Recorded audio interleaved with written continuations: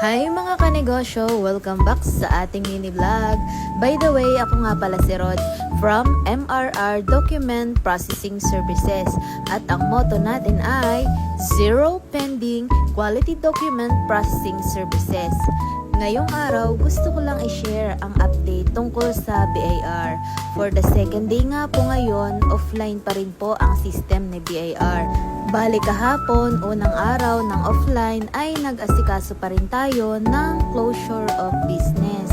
At ngayong araw naman, kahit offline pa rin, nag-ayos pa rin kami ng mga documents para sa mga new application.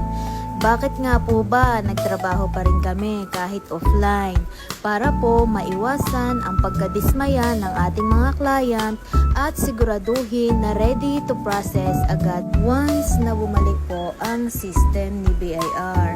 Importante po kasi sa atin na walang pending at tuloy-tuloy ang ating serbisyo. So, no need to worry na po kapag bumalik ang system ni BIR, sigurado po na maa-actionan agad ang lahat ng pending documents.